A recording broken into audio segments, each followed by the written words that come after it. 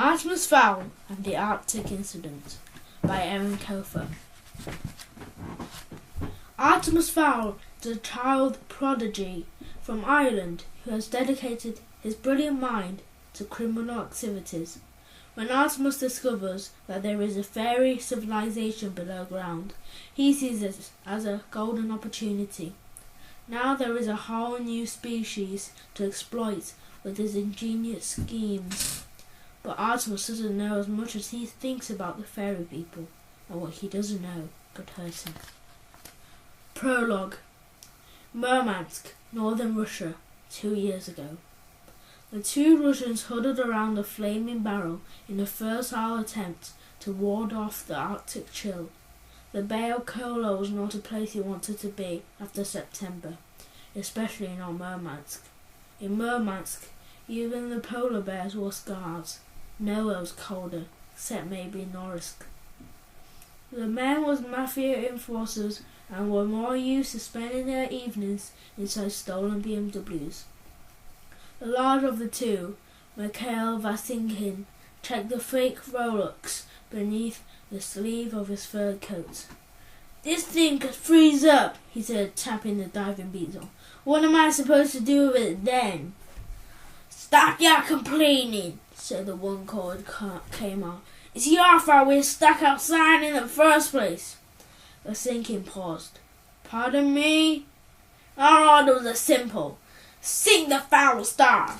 All you had to do was to blow the cargo bay. It was a big enough ship, heaven knows.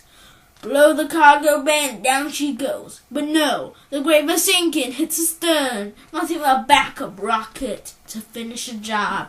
So now we have to search for survivors." "She sank, didn't she?" Kamar shrugged. "So what? She sank slowly. Plenty of time for the passengers to grab onto something. Vasinkin, the famous sharpshooter. My grandmother could shoot better." Libkin, the mafia's man on the docks, approached before the discussion could develop into an all-out brawl. "How are things?" asked a bear-like Yakut.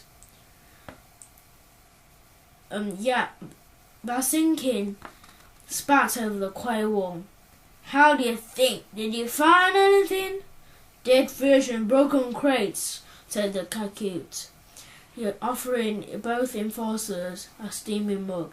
"Nothing alive. It's been over 8 hours now. I have good men searching all the way down to Green Cape." Kamar drank deeply, then spat in disgust. "What is this stuff? Pitch?" Libkin laughed. "Hot cola from the Fowl Star. It's coming ashore by the crate load. Tonight we are truly on the Bay of Kola." "Be warned," said Vasinkin, spilling the liquid onto the snow. "This weather is souring my temper, so no more terrible jokes. It's enough that I have to listen to Kamar." "Not for much longer," muttered his partner. "One more sweep and we call off the search. Nothing could survive these waters for 8 hours. Vasinkin held out his empty cup. "Don't you have something stronger? A shot of vodka to ward off the cold? I know you always keep a flask in somewhere." Libkin reached for his hip pocket, but stopped when the walkie-talkie on his belt began to emit static. 3 short bursts. "3 squawks! That's the signal." "A signal for what?" Libkin hurried down the docks, shouting back over his shoulder. 3 squawks on the radio. It means the K9 unit has found someone." The survivor was not Russian. That much was oblivious from its clothes. Everything, from the designer suit to the leather overcoat, had obviously been purchased in Western Europe, perhaps even America.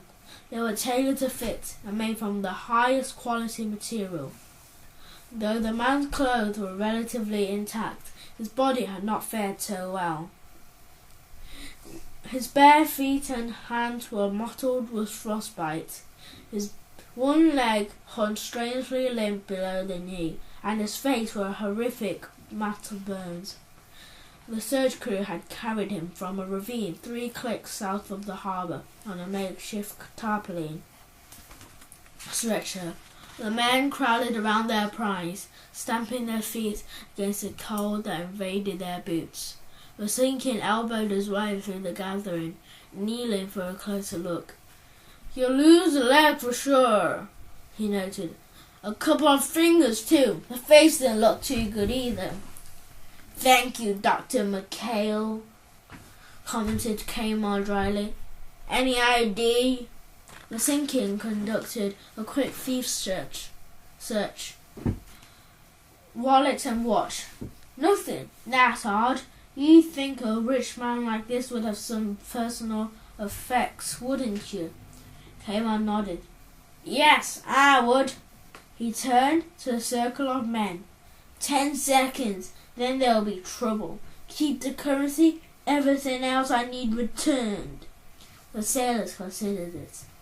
The man was not big, but he was mafia, the Russian organized crime syndicate. A leather wallet sailed over the crowd, skidding into a dip in a tarpaulin.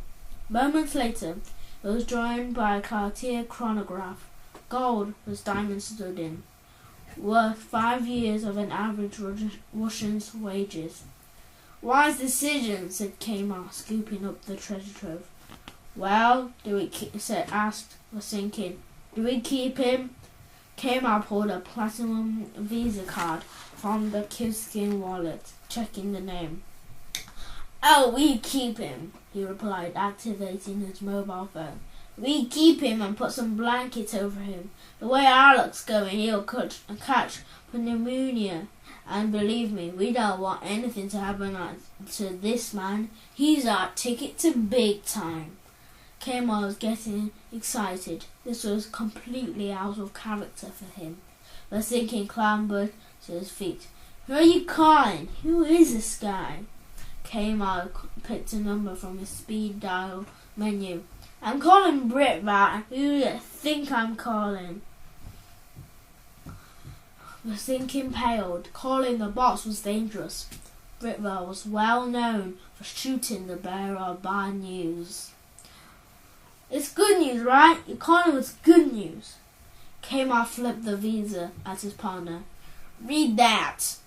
Vasinkin studied the card for several seconds. "I don't read Angeliski. What did it say? What's the name?" Kamar told him. A slow smile spread across Mikhail's face. "Make the call," he said.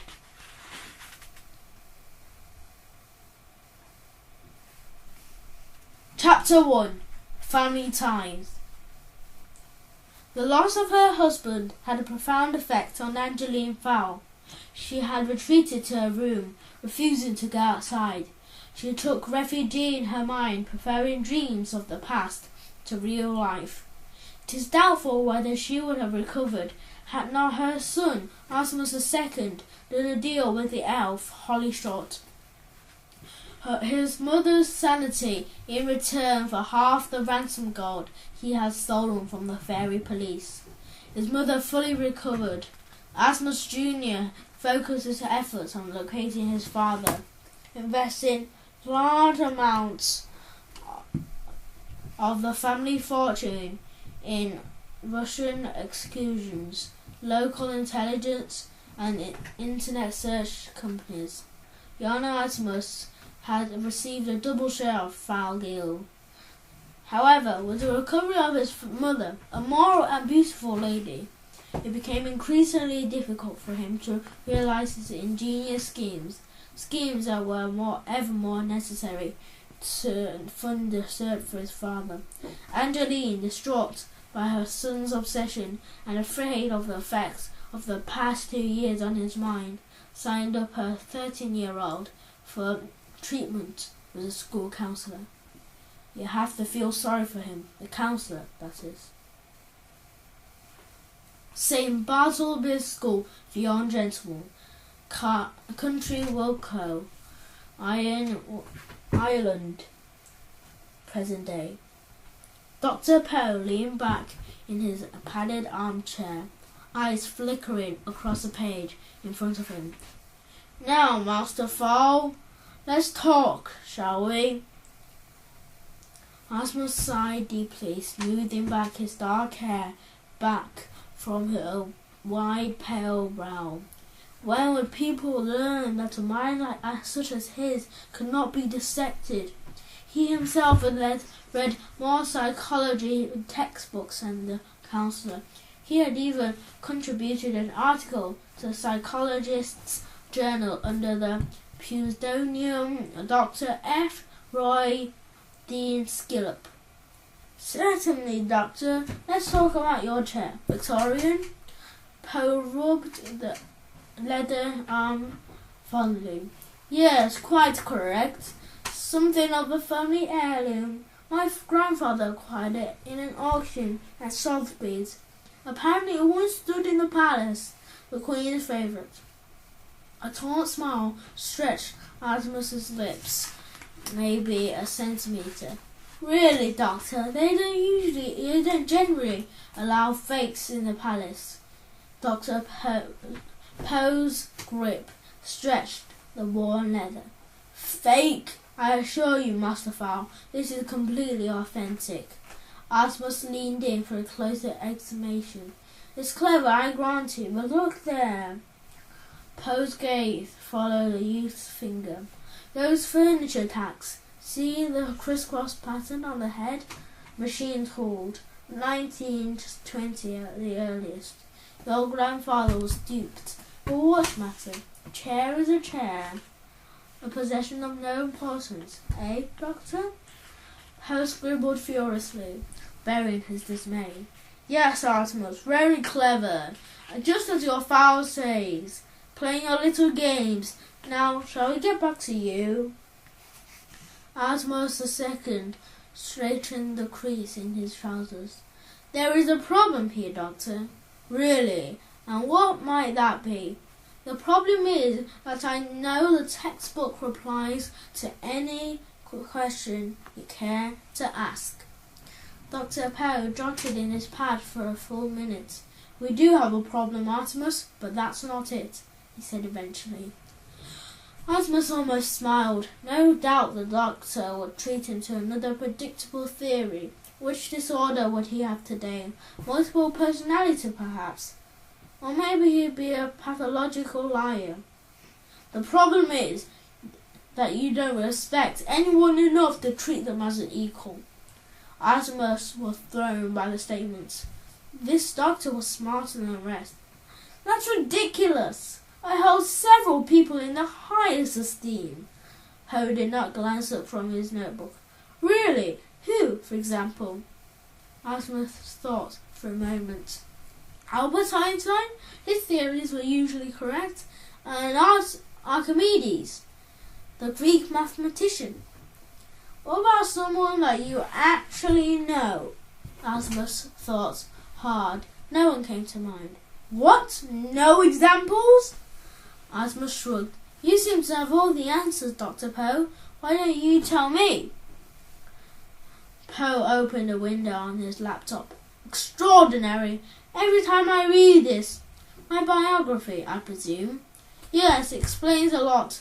"Such as?" asked Artemis, interested in spite of himself. Dr. Poe printed off a page. "Firstly, there's your associate. Butler, a bodyguard, I understand. Hardly a suitable companion for an impressionable boy. Then there's your mother. A wonderful woman, in my opinion, but with absolutely no control over your behaviour.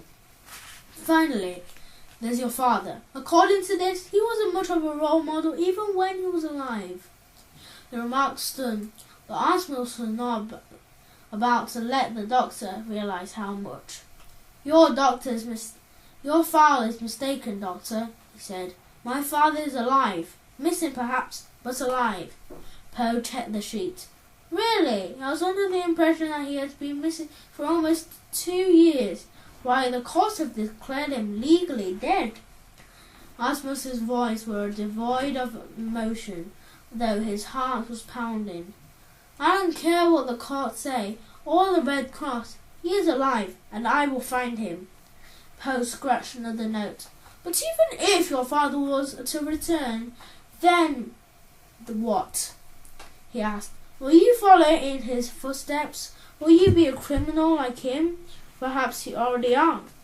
My father is no criminal, Artemis pointed out testily. He was moving our assets into legitimate enterprises. The merman's venture was completely above board. You're avoiding the question, Artemis.